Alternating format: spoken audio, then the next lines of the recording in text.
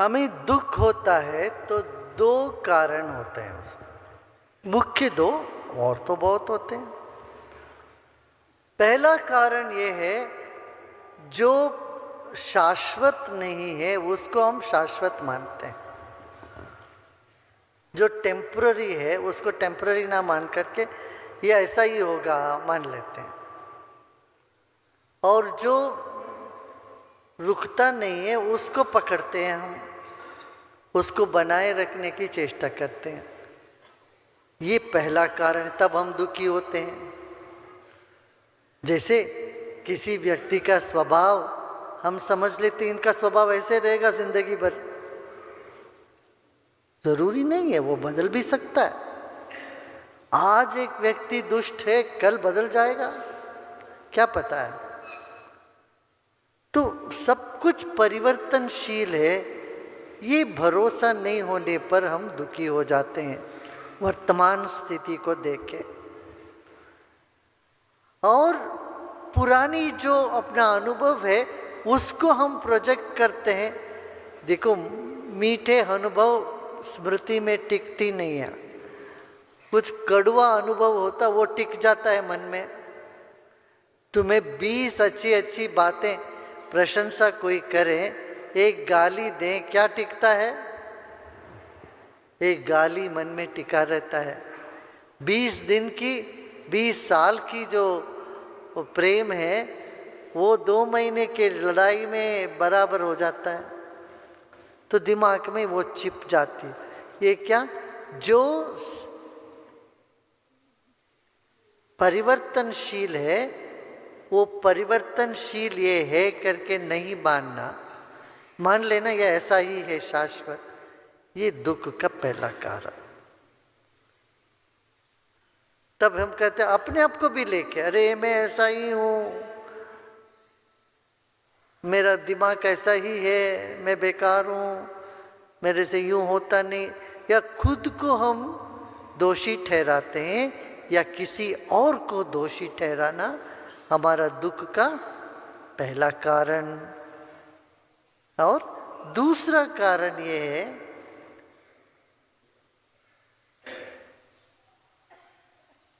जो है नहीं उसको हम कल्पना कर लेते हैं। मान लो आपका कोई काम नहीं हुआ या कोई काम बिगड़ता हुआ दिखता है और उसका कारण तुरंत आप किसी को लगा, तो जिनको आप पसंद नहीं है, जो आपको पसंद नहीं उनको लगा देते हो। खैर उस व्यक्ति को पता भी नहीं होगा तुमने उनको ये कारण उसके दिमाग में लगा दिया उसका समस्या का। समझ रहे हो ना?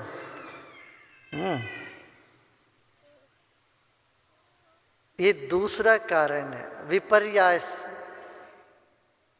इसको विपर्यय बोलते हैं। विपर्यय माने क्या, जो है नहीं उसको कल्पना कर लिया मन में और वही सच है मान लिया। हाँ, घर पे कोई सफाई करने आए और दूसरे दिन आपकी चाबी खो दिया, क्या कुछ खो गया, आपके मन में तुरंत क्या होता है, अरे वो सफाई करने आई ना, वही ले गई। तुम उनके ऊपर बरसते हो और बाद में देखते हो तुम्हारी चाबी तो वहीं पड़ी हुई है कहीं बिस्तर के नीचे। ऐसा कितने लोगों को हुआ है। हम किसी और को दोषी ठहराए हैं मगर बाद में पता चला अरे उनका इसमें कोई लेना देना ही नहीं। कितने लोगों का ऐसा अनुभव हुआ, देखा, सबके जीवन में कहीं ना कहीं हुआ है। आप किसी के घर में जा रहे थे और हवा के जोखे में वो स्टॉपर नहीं लगा, वो दरवाजा बंद हो गया और बाद में आपको लगता है कि आपको तुरंत लगने लग गई ये हमारे चेहरे पर इन्होंने दरवाजा बंद करी। आप उनसे मनमुटापा हो गया आपको। 5 साल बाद, 10 साल बाद पता चलता है अरे उस आदमी को पता भी नहीं था, वो कहीं रसोईया में घुसे हुए थे, हवा की झोंके में दरवाजा बंद हो गया। हमने दोष दे दिया उस व्यक्ति को, घर के मालिक को, उसको लेके हमने इतना बवाड़ा खड़ा कर दी। ये विपर्यास है, इससे हम दुखी हो जाते हैं। क्या? जो चीज वैसे होती नहीं है मगर हम मन में वैसे कल्पना कर लेते हैं, और इसका प्रभाव क्या होता है? दुख, दौर्मनस्य। दौर्मनस्य माने मन में दूसरों के प्रति कटाक्ष और एक तरह के खड़ुआपन। तो हमको लगता है वो हमारे दुश्मन है, हमारा सब काम बिगड़ रहे हैं। अरे उनको पूछे जाके, अरे हमने तो इनके बारे में सोचा ही नहीं, बोले हो तो उनसे जाके पूछते, बोले अरे हम तो आपका ख्याल ही नहीं आया, तुम सोचते हो, और हमारे ख्याल से उन्होंने हमको बहुत परेशान कर दिया। इस चीज को विपर्यास बोलते। ये विपर्यास से क्या होता? हमें दुख मिलता जीवन में। और दौर मनस्य माने मन में एक तरह से खड़ुआपन मन में घुस जाता है। वो किसके प्रति घुस जाता है वो दूसरी बात है, मगर वो घुस गया ना, बस वो खुद को खाए जा रहे हैं। फिर वो विपर्यास, फिर विपर्यास होता है तो चटपटाहट होती है,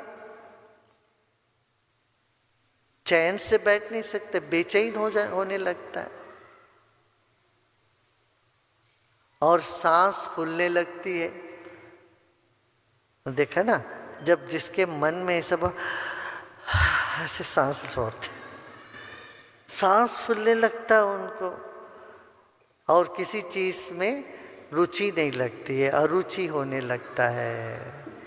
ये सब जीवन में एक के पीछे एक आने लग जाता है, फिर हम दुख में डूबे रहते हैं। तो गुरु के पास आने से सबसे पहले ये चीज समझें, हम जो शाश्वत है उसको अशाश्वत करके मानो, और जो सबसे शाश्वत है वो ईश्वरी सत्ता है, उसको माना। तब मन शांत हो गया। और जब भी मन का इस तरह से कुछ भ्रम होता है, समझ लेना ये विपर्य हो रहा है, जरा ठहर के देखो तो सही इसमें क्या है, दूसरे पक्ष की भी बात सुने, ये मन में आने लगती है। हाँ? ये दो बात हो जाने पर मन प्रसन्न रहता है, चित्त प्रसन्न रहेगा। फिर आपके भीतर से एक सकारात्मक तरंग, पॉजिटिव एनर्जी निकलेगी। नहीं तो आपके चेहरे में मुस्कान है, आपके शरीर से निकल रही है कोई नकारात्मक भाव। तो इसलिए साधना करिए, सत्संग सुनिए, भजन करो, नाचो गाओ, ये सब इसीलिए रखा, सेवा करें, ये सब।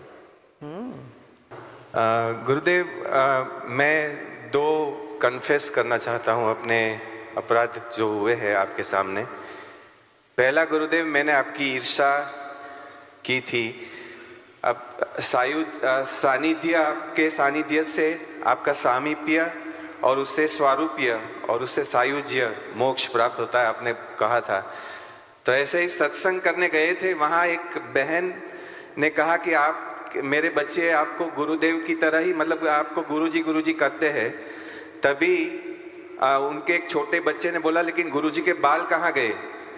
तो उस वक्त गुरुदेव मैं घर पे आया और आपका जो इंटरनेशनल फोटो है वो हाथ में लिया और आईने के सामने खड़ा रह गया, और फिर कभी आपके फोटो को देखता और कभी अपने आप को आईने में देखता, और तभी मैं आपके जो बाल है इतने काले घने बाल, उसके प्रभाव में आकर अभाव महसूस करने लगा और अपने स्वभाव से बाहर निकल गया।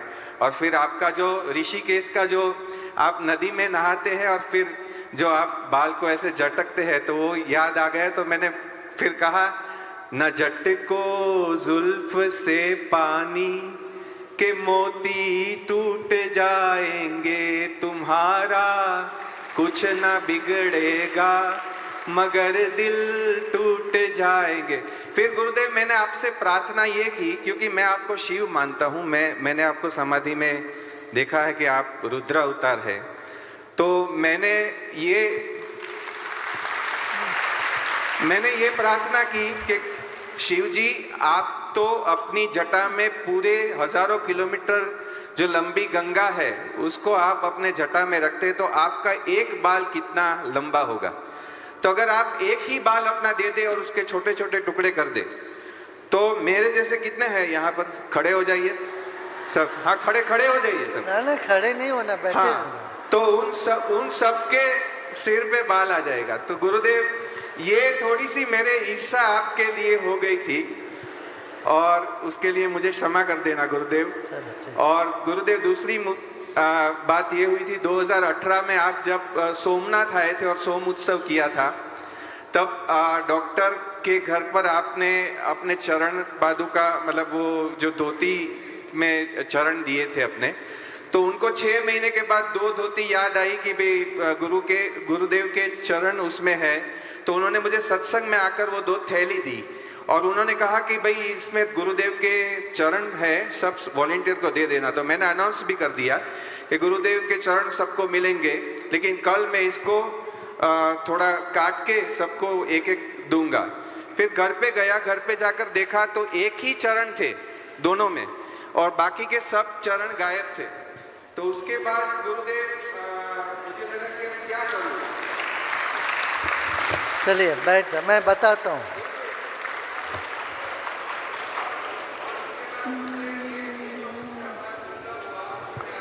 बैठिए। ना ठीक है, मैं बताता हूँ। आपकी बात हो गई ना, अब हमारी बात सुनो। देखो, शिव जी सब में बसे हैं, कहाँ शिव नहीं है, कण कण में है शिव, समझ रहे ना। अच्छा, दूसरी बात है, हाँ, जब भी सूरज सब जगह है मगर खिड़की से अच्छे से दिखता है, दीवार से नहीं दिखता है बस। मगर दीवार के पीछे भी है सूरज, ऐसा है। मगर यहाँ जो भी बूढ़े भी आते हैं सब बाल बन जाते हैं, या अपना काम ही यही है, या सबको बाल बनाने के लिए, बाल बांटने के लिए नहीं।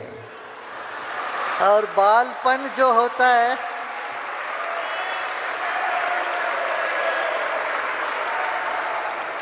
और बालकपन होता है ना, वो उससे बड़े करने के लिए, और बड़ों को ये बूढ़े समझते हैं अपने आप के, उनको फिर से बाल बनाने के लिए, ठीक है ना।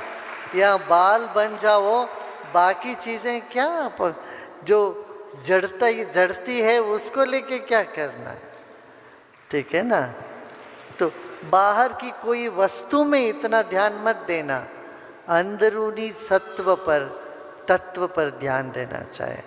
और वो प्रेम तत्व है, वो हमारे भीतर ज्योति के रूप में हमेशा है। हाँ, चलो भाई। गुरुदेव, हाँ। और हमारा पग को अपने सिर पे रखो, दिल में रखो, बाहर नहीं, भीतर। आंख बंद करके भीतर जाओ तो गुरु भीतर होते हैं, प्रकाश के रूप में। हाँ। Gurudev, a new alarming report reveals that suicides in India are rising at a disturbing rate, far outpacing population growth. What is the reason behind this, and how do we work together as a society to fight this? Lack of spiritual awareness causes suicidal tendency. You know, suppose your scarf is too tight, what is your tendency? You want to remove it.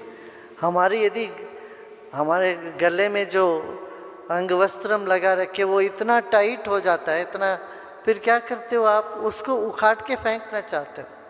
गले का हार इतना tight हो जाता है तो क्या करते हैं, हमको क्या लगता है, अरे इसको उतारूं, करते हैं ना। कुर्ता यदि बहुत छोटा होता हो तो क्या करने का मन करता है, ऐसे इससे निकलो। ऐसे हमारा सूक्ष्म शरीर जब छोटा हो जाता है, सिकुड़ने लगता है, तब हम दुखी होते हैं और सिकुड़ जाता है। If your subtle body shrinks, then you feel very uncomfortable and depressed. When it sinks further, you just want to jump out of the body, you want to commit suicide. So just some medicines will not work so much. It may work for some time, temporarily.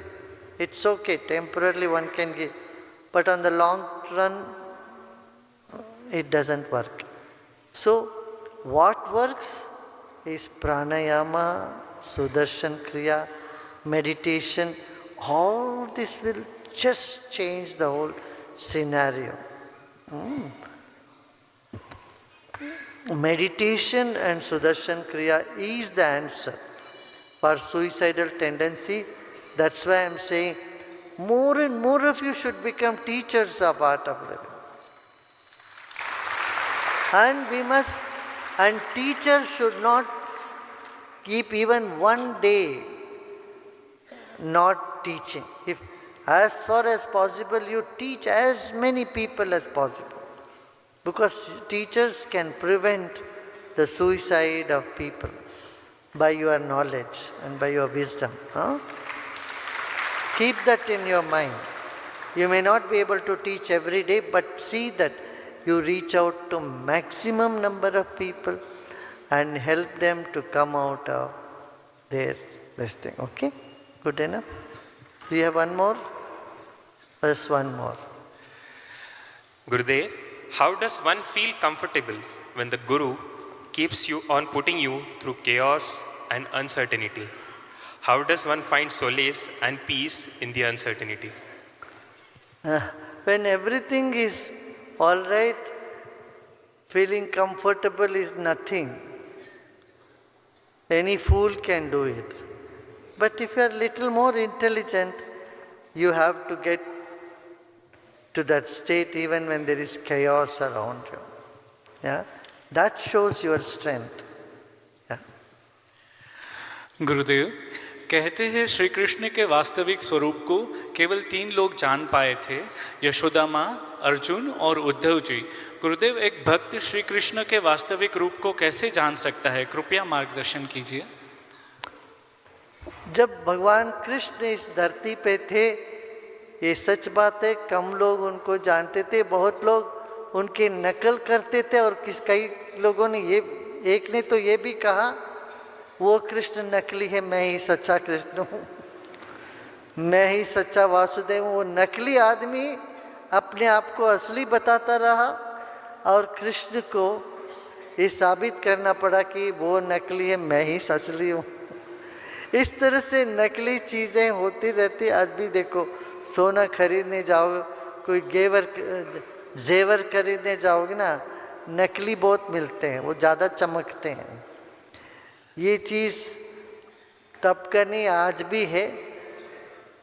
जो ना कभी पीतल सोना से भी ज़्यादा चमकने लगता है, मगर उतना जल्दी ही वो काला भी पड़ने लग जाता है। तो हमें इस बात पर यही ध्यान देना है, वो परम तत्व हमारे भीतर है। कृष्ण ने गीता में जो रहस्य खोल के रख दिया सबके लिए, तो वो अध्ययन करें।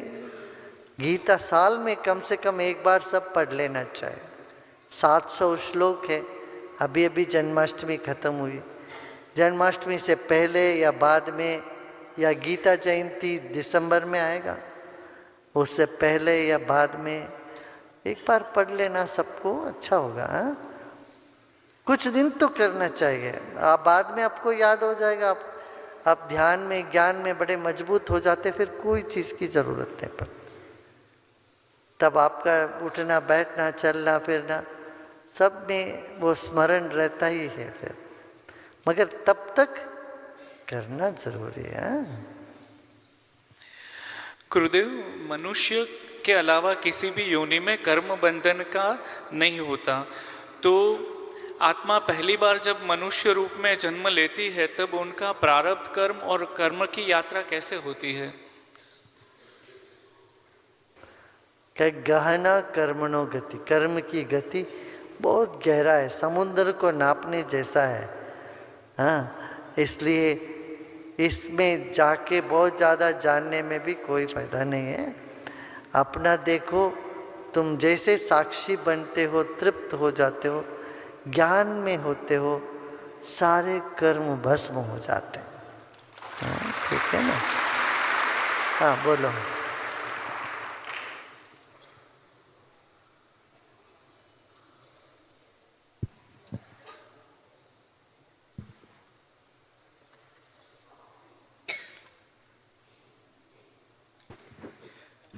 जय गुरुदेव।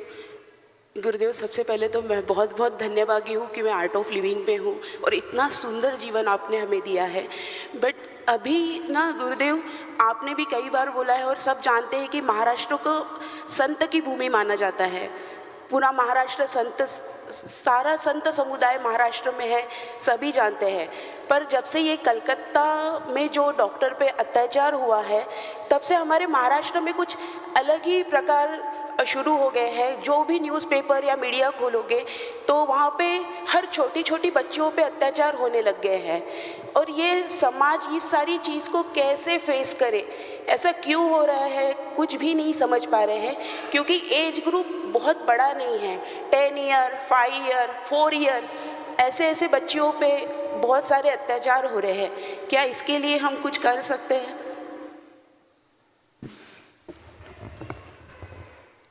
हाँ,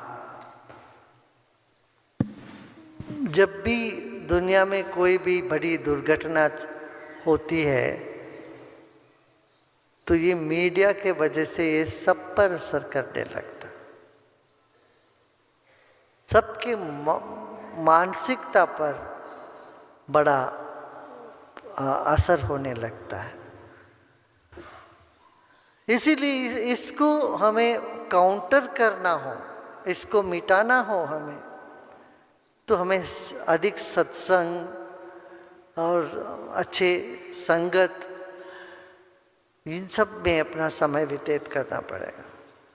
आप न्यूज़, टेलीविज़न चालू करते हो, न्यूज़ देखते हो, 100 न्यूज़ या 200 न्यूज़, 10 मिनट में 200 न्यूज़ या क्या ऐसा कुछ होता है, उसमें 75% तो नकारात्मक ही होता है। इधर इसने डाका मारी, उधर उसने कत्ल करी, यहाँ ये हुआ, दुराचार अत्याचार को ही हम सुनते रहते हैं। यहाँ ये अपघात हो गया, वहाँ हादसा हो गया, यही सुनते हैं अधिक से अधिक। ये ज़रूरी है हमें ये सब सुनना, मगर वही सुन के चित्त में उसी को ले लेकर के सोओगे, तुम्हारे चित्त में वही नकारात्मकता सब भर जाएगा। इसलिए उससे हटना भी, अभी स्लेट में लिखते हो, लिखने के बाद वो डस्टर लेके उसको मिटाते भी हो ना, या वो एक के ऊपर लिखते जाएंगे? नहीं, ऐसे मिटाने की कला भी हमें आनी चाहिए। मन में ऐसी 20 बातें हैं, फालतू बातें मन से मिटे, इसीलिए ये सब साधना है, सत्संग है, सत्पुरुष का संगम है, ये सब है, ये करें। अभी हमारे सब देखो कितने अच्छे लगते हैं, खाप पंचायत के प्रमुख सब आए हैं, मुखिया। आप कुछ बोलना चाहेंगे? आए आए, आप लोग आ सकते हैं।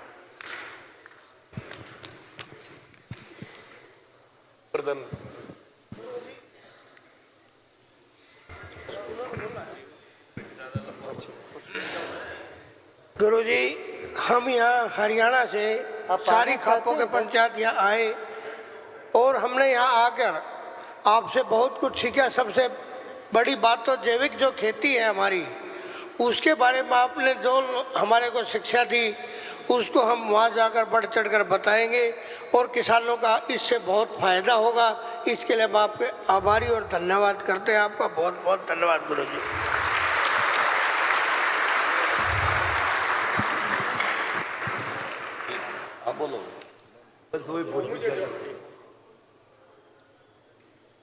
स्वामी जी जय गुरु जी। आज हमारे एक भाई ने जिक्र किया था कि आज स्पोर्ट्स डे है और इस वर्ष ओलंपिक गेम भी हुए हैं और हमारे हॉकी टीम जो मेजर ध्यानचंद का जन्मदिन है, हॉकी टीम का ब्रॉन्ज मेडल भी आया है।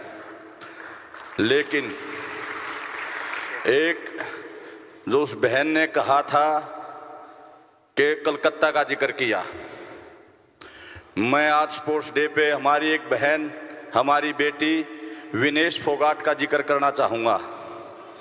उस विनेश फोगाट ने जो ओलंपिक में कभी भी नहीं हारी, 4 ओलंपिक में जापान की लड़की कुश्ती लड़ी, वो शुरू में ही उसने विनेश फोगाट ने उसको हराया, लगातार 3 बाउट जीती और आखिर में 100 ग्राम वजन वो क्या हुआ, कैसे हुआ, उसके बारे में तो एक जांच का विषय है।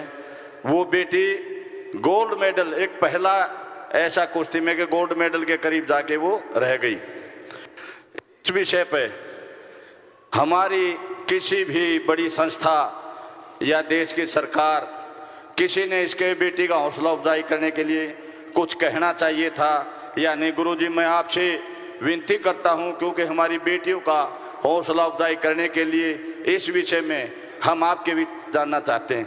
नमस्कार गुरुजी।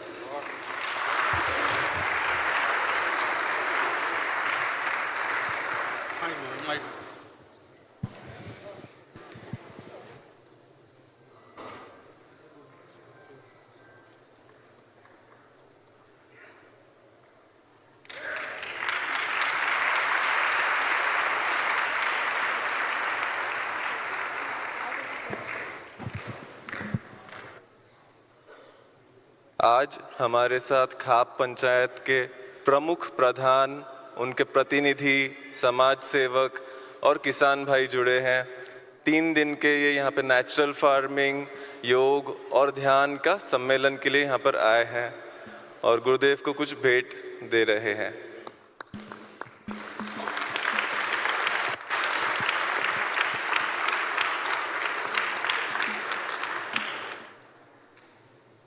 सभी लोग पीछे आ जाएंगे, पीछे ना दे जाओ, पीछे खड़े हो जाओ। ऐसा क्यों? पीछे दे जाओ, पीछे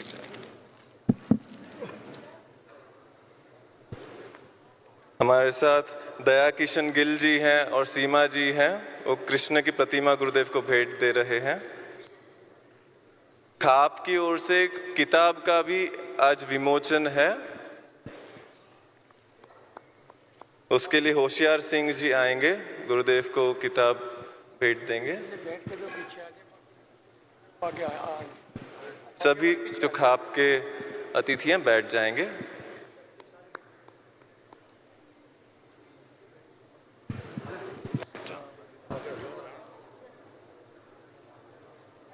कामवीर कालिकामन जी, रामकुमार सोलंकी जी, राजेश गिल जी और चरण सिंह जी भी आगे आ जाएं। एक बैलगाड़ी का मेमेंटो गुरुदेव को ये प्रेजेंट करेंगे।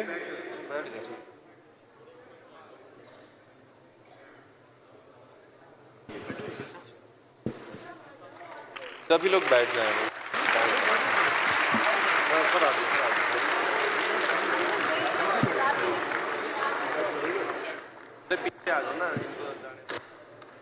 बैठ जाएगी इधर।